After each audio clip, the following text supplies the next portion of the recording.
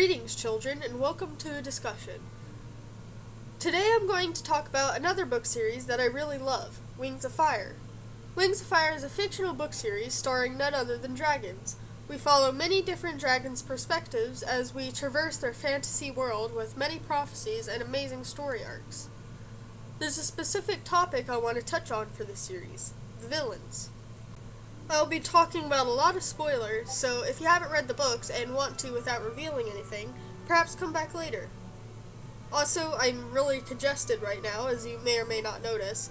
Chronic allergies suck, so I might sound a little bit off. If you were wondering, that's why. Villains in Wings of Fire have always been a passion in the fandom. They are key points in the stories, and most of the time are written very well. So when they aren't, it is very noticeable.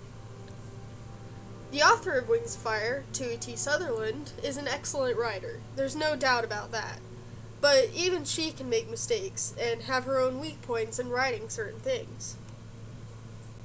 This video isn't criticizing her to be mean or acting as if I know more about writing than she does. I definitely do not. It is merely voicing my opinion and how I'd have liked these characters written differently. I want to address a major villain in the third arc of the series, Queen Wasp. She's an all-powerful ruler of the Hivewings and Silkwings. A long time ago on the continent of Pentala, she tried to gain control of all the tribes there. She asked them to surrender, and the Queen of the Silkwings at the time did do so. The Leafwings, the other tribe on Pentala, refused, however. This resulted in a long and violent war, where the Leafwings were supposedly killed off. Queen Wasp cut down all the trees on the continent, except for the poison jungle, where they didn't dare traverse due to the deadly dangers. This was to drive off any possible living Leafwings away, so they could soon die out, as they relied on trees. Since then, Silkwings have lived under oppressive Hivewing rule. So, what happened with Queen Wasp, you ask? I felt her character was not used as well as it could have been. She's a very generic villain trope, which is power-hungry and seeking to rule the world. We are introduced to her as the scary, powerful tyrant. She can take control of all of the Hivewings' minds and use them as an instant army, a hive mind.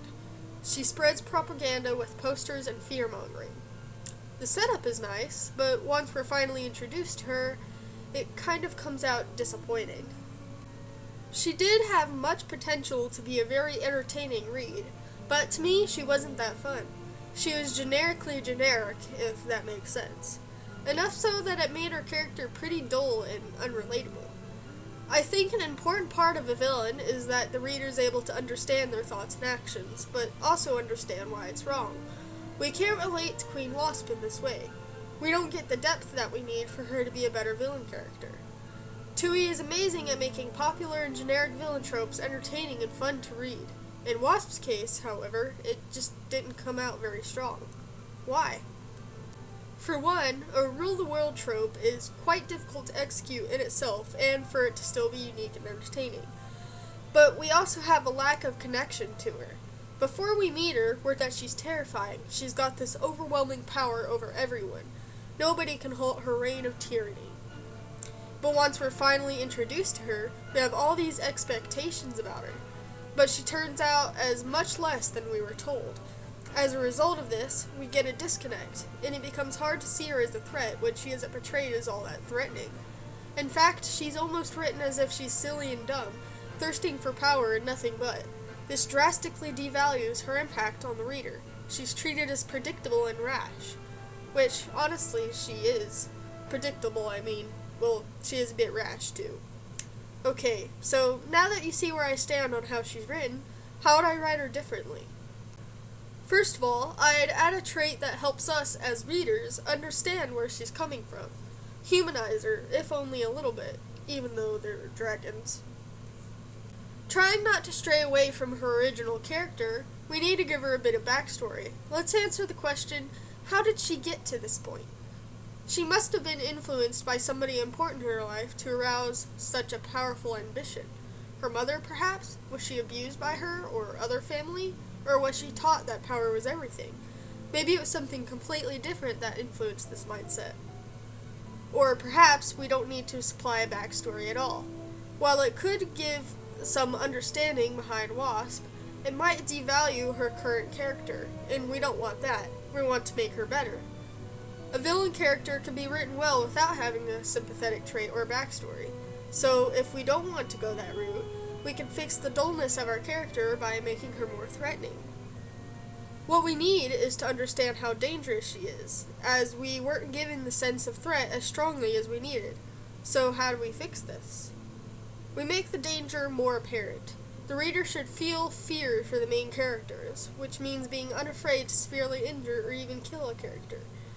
This doesn't have to be a main character, possibly just a background character, or someone we were introduced to early on in the story.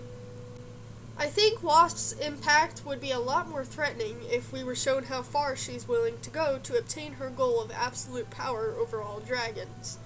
We were told that she nearly made the Leafwings extinct, but we didn't feel it. So they end up just being words. Maybe Cricket challenges how powerful she is once she's been caught, and she can have a monologue about the genocide of the Leafwings. Queen Wasp describing the tree wars in her eyes, how it felt. That would be enough to put fear in the main characters and us as readers. And maybe in future books, we can get to see how truly powerful she is, soaring over the description of single-minded and predictable. There's definitely room for her to become better. Of course, Queen Wasp isn't the only generic villain in Wings of Fire. There are plenty, and they're done much better than her. Queen Scarlet, for example.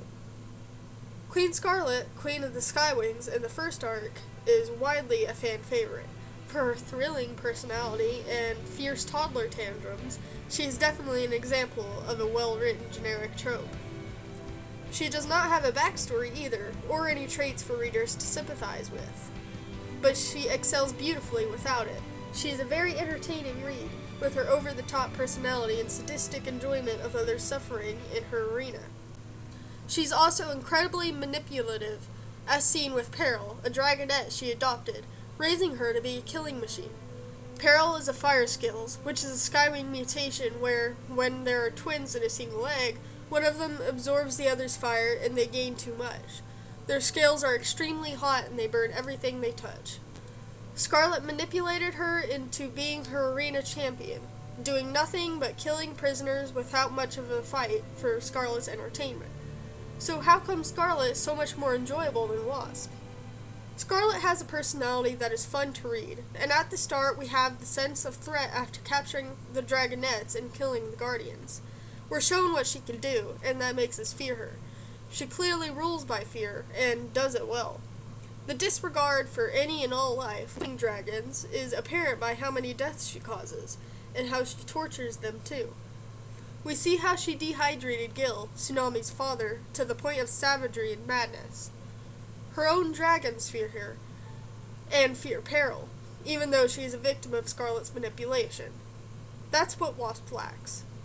A reason to fear her. Tui is very fond of using cliché villain tropes, as apparent by most of the major villains in the series. She's usually very good at writing them as well. Sadly, Wasp didn't get to flourish. But nobody can do good at the same thing every time. Sometimes it may mess up, and that's okay. We have all the other villains to admire, and the future ones to come. That's all I have to say for today, then. Please leave a comment for suggestions of what I can discuss next. And, if you like what you see, subscribe for more. I plan to make a part 2 on this topic, but instead with a more positive view. Farewell, friends.